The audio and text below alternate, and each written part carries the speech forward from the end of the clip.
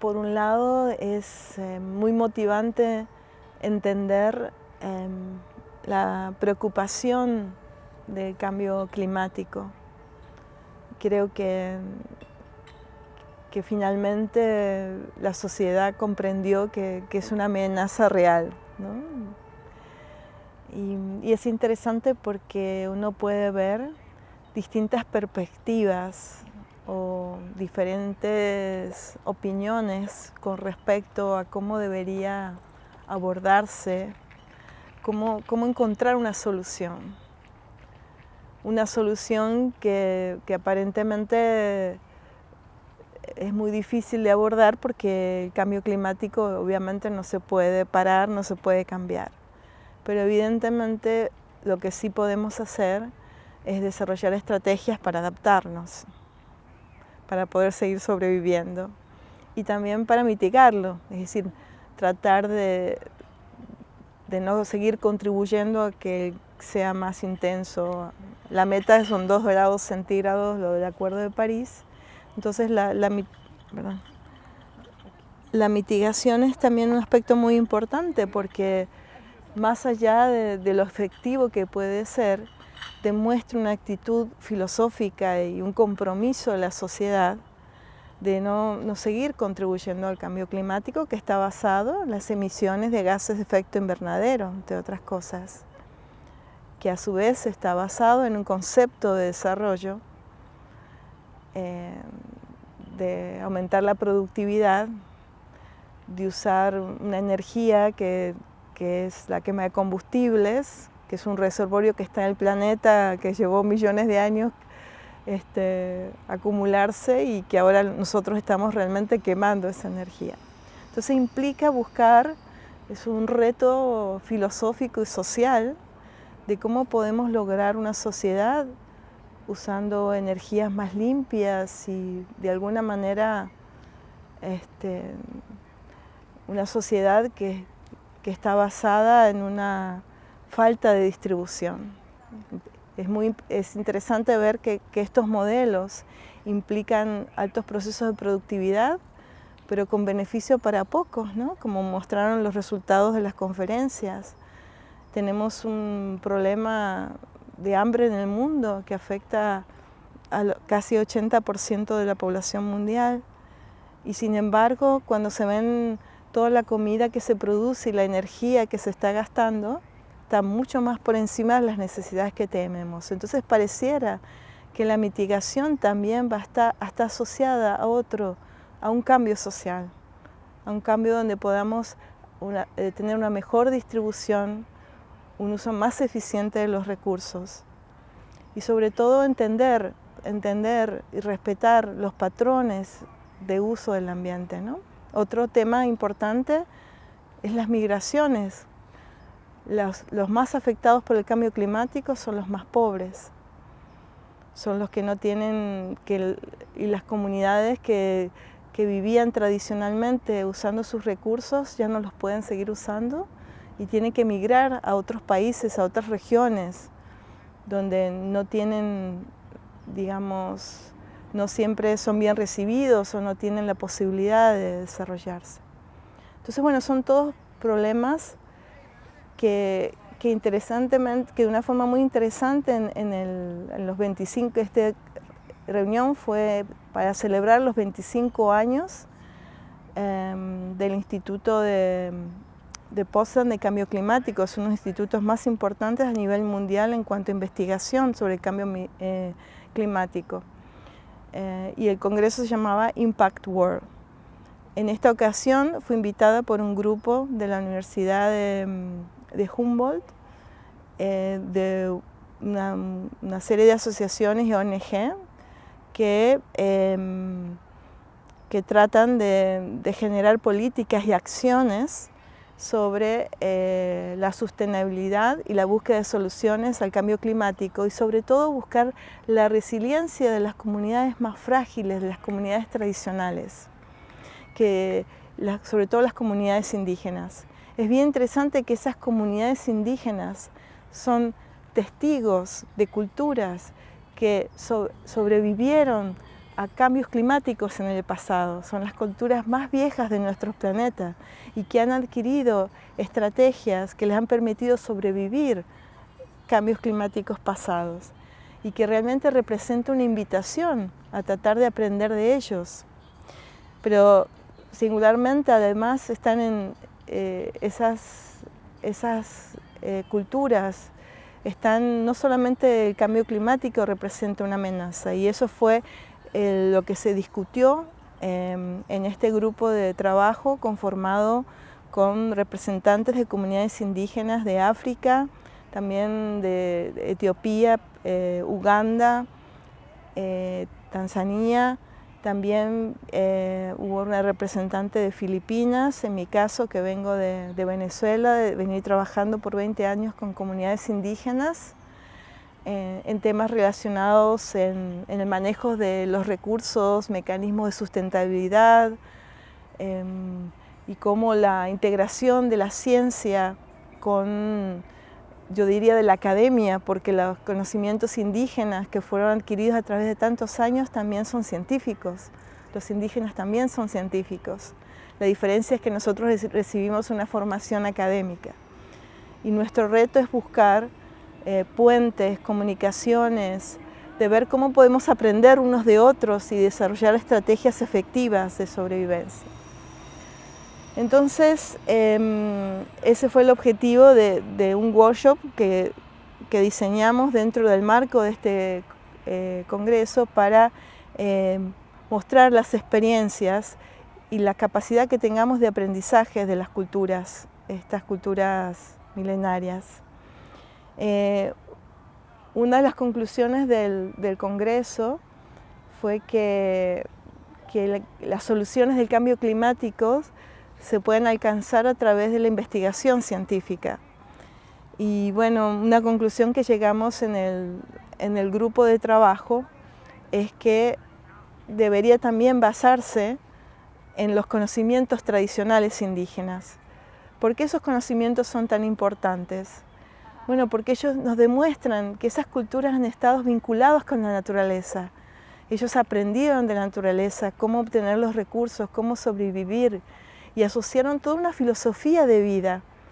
Es decir, la enseñanza más importante es la sostenibilidad. Cómo fueron capaces de vivir miles de años sin acabar con el ecosistema. Nuestra cultura moderna, nuestra cultura occidental, la que pretende hacer un uso eficiente de la energía y de los recursos, en pocos años ha cambiado el clima, que ahora atenta con nuestra sobrevivencia, y a una extinción de las especies, de la biodiversidad y de los recursos, y también de los ecosistemas. Esos ecosistemas que fueron el hogar de esas comunidades indígenas tradicionales. Nuestra experiencia particular en Venezuela ha sido fabulosa porque es una cultura que vive en el corazón de la Guayana, del escudo guayanés, que es uno de los lugares más antiguos del planeta, que tiene 3 millones de años. Esas culturas se estiman que pudieron estar hace miles de años, posiblemente 10.000 años. Se tienen algunos registros que han estado ahí. Y es interesante porque esos sistemas, como se encuentran en las zonas tropicales, si bien tienen ecosistemas importantes como los bosques húmedos tropicales o sabanas, tienen pocos nutrientes en los suelos porque son suelos muy lavados, muy gastados, y los nutrientes se encuentran en la vegetación. Y los sistemas de agricultura son sistemas de agricultura itinerantes que tienen la capacidad de, en medio del bosque, utilizar una pequeña área en la cual cortan los árboles y luego los queman, y a través de ese proceso logran incluir nutrientes en el suelo. Lo utilizan por 3 años y luego lo abandonan y van a otra parte del bosque. Eso permite que el bosque se vuelva a regenerar y entonces crean un sistema dinámico incluso de los bosques que se van renovando. Entonces esas culturas actualmente se enfrentan con varios retos importantes. Ya queda cada vez más bosques porque Cada vez nuestras culturas, nuestras nuevas sociedades buscan nuevos territorios y entran en conflictos con los territorios indígenas. Las políticas no están basadas en sus conocimientos, en sus culturas de coexistencia, sino están en principios tecnológicos. Por ejemplo, con respecto al fuego, es extinguir, eliminar el fuego de los ecosistemas porque los consideran dañinos. Y en nuestra experiencia hemos aprendido que los indígenas saben cómo manejar el fuego, saben cómo evitar grandes incendios, cómo combatir el fuego con el fuego, mientras la cultura occidental utiliza grandes tecnologías y el agua para extinguir el fuego. Y es interesante porque en los territorios o en las regiones del mundo en donde ya no existen indígenas, por ejemplo en California, vimos hace poco grandes extensiones de incendios que no se han podido controlar. Por el contrario, en comunidades, en territorios donde existen los indígenas, el fuego no es un problema, la deforestación no es un problema. Entonces la pregunta es, necesitamos aprender. El reto es cómo podemos lograr la coexistencia de las culturas, cómo podemos lograr una interculturalidad, cómo podemos aprender unos de otros, porque ellos también se enfrentan a situaciones nuevas para ellos. Entonces, la interculturalidad y los procesos participativos representan, y la articulación de diferentes sistemas de conocimientos representa una novedosa y esperanzadora estrategia para resolver los problemas en conjunto. Esta filosofía, no solo los indígenas, no solo las instituciones, no solo los científicos. Y el otro gran aprendizaje es que una nueva forma de investigar es la investigación-acción. Tradicionalmente los académicos han producido muchos conocimientos que evidentemente han revolucionado el mundo, pero no hemos sido nosotros los hemos implementado. El reto de hacer una investigación-acción es que poner en la práctica e implementar aquellos conocimientos que estamos adquiriendo. Y creemos que es una nueva y novedosa herramienta que es muy necesario implementar.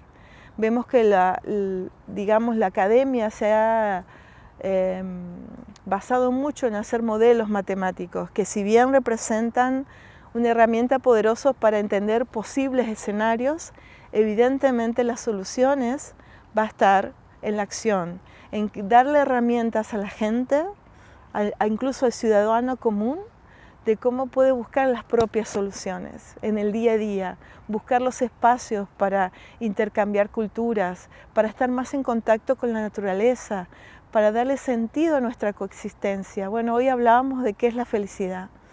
¿Cuáles son más felices? Las culturas indígenas que están en contacto con sus ecosistemas, que obtienen su alimento cada día, o nosotros que vivimos en sociedades estructuradas que si bien tenemos muchas fuentes de seguridad, de trabajo, de salud, de educación, pero realmente está la solución en nuestras manos, está la creación de la felicidad en nuestras manos en cada día. Sabemos apreciar todos los beneficios que nos da la naturaleza, que nos da nuestra existencia. Aprendimos a tolerar, a coexistir con el otro y sobre todo aprenderlo. Vemos al otro como un enemigo y no nos damos cuenta que a través de la coexistencia podemos aprender y podemos lograr eso que tanto buscamos, ¿no?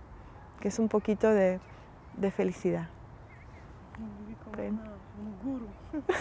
Gracias.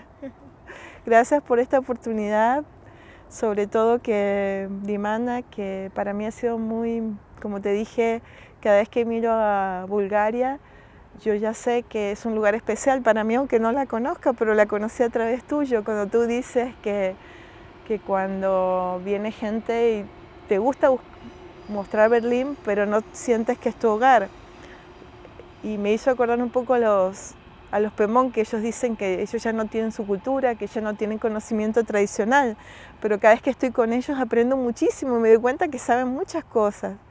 Y yo creo que que tú eres una excelente anfitriona de tu país, porque yo sin haber ido ya conozco mucho de Bulgaria, conozco tus abuelos, además transmites tu amor por tu cultura, por tu territorio, porque sientes y tú has encontrado algo que mucha gente no encuentra. Con ese documental que estás haciendo, tú quieres mostrar a la gente que es capaz de buscar sus soluciones, que vale la pena luchar por un mundo mejor. Y tú captaste lo importante de nuestra existencia. Lo que decíamos el otro día, que para mí fue una gran revelación, porque uno siempre se siente que es el anfitrión, ¿no? de su vida, el que decide. Y en esta vida uno es un huésped, es un invitado especial. Y entonces tenemos que aprovechar esa visita a este planeta, en esta existencia. Así que muy contenta de que en el tiempo hayamos podido aprender juntas las experiencias con los Pemón. Y bueno, ahora en Alemania, en Bulgaria. Entonces volvemos a donde empezamos, ¿no? Trascendemos los espacios, trascendemos los tiempos. Y quizás a esa también somos testigos de la existencia de cada una y eso es trascender.